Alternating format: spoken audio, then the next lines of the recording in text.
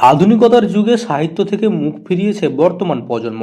Mobile, social media আর দ্রুত বদলে যাওয়া জীবনের ছন্দে হারিয়ে যাচ্ছে বই পড়ার অভ্যাস। কিন্তু সাহিত্য যে মানুষের মনন গঠনে কতটা গুরুত্বপূর্ণ তা চিরকালই অপরিসীম।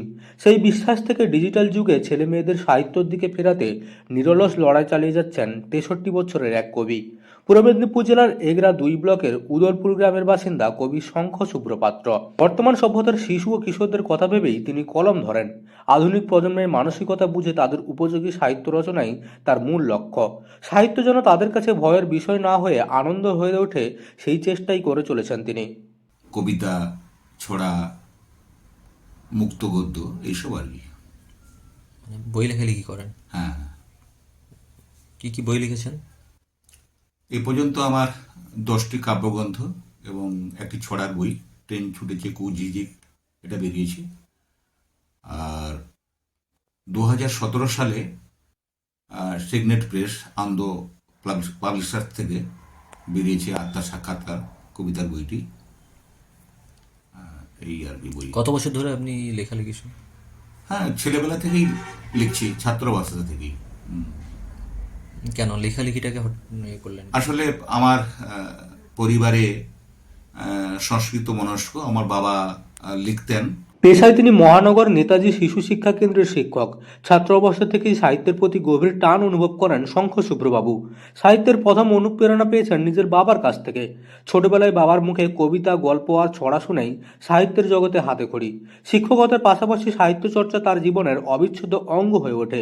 কিন্তু সময়ের সঙ্গে সঙ্গে তাকে গভীরভাবে ভাবিয়ে তোলে আধুনিক সভ্যতায় বেড়ে ওঠা ছেলেমেয়েদের ভবিষ্যৎ নিয়ে। তিনি লক্ষ্য করেন নতুন প্রজন্ম ক্রমেই বই থেকে দূরে সরে যাচ্ছে। এই পরিবর্তন তাকে ব্যথিত করে।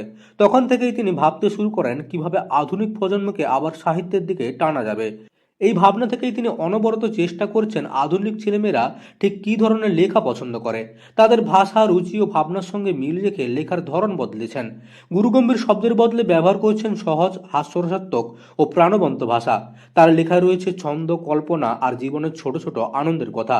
ছোটদের জন্য লেখা তার ছড়ার বই ট্রেন ছুটছে কুঝিকঝিক ইতিমধ্যে ব্যাপক জনপ্রিয়তা লাভ করেছে। শিশুদের মুখে মুখে ফিরছে সেই ছড়ার লাইন। এই সাফল্য তাকে আরও উৎসাহিত করেছে। তিনি বিশ্বাস করেন ছোটবেলা থেকেই যদি সাহিত্যের প্রতি ভালোবাসা তৈরি করা যায় তবে ভবিষ্যতে তারা বই থেকে মুখ ফিরিয়ে নেবে না। শঙ্খশুভ্র পাত্রে ঝুলিত রয়েছে বর্তমানে 10টিরও বেশি কাব্যগ্রন্থ, কবিতা, ছড়া ও মুক্ত গদ্য। সব ক্ষেত্রেই তিনি সমানভাবে সক্রিয়। শুধু বাংলা নয়, ওপার বাংলায় বিভিন্ন পত্রপত্রিকাতেও নিয়মিত তার লেখা প্রকাশিত হয়। এমনকি আমেরিকার কিছু পত্রিকাতেও তিনি লেখালেখি করছেন। দেশ বিদেশের পাঠকের কাছে পৌঁছে যাচ্ছে তার সাহিত্যকর্ম।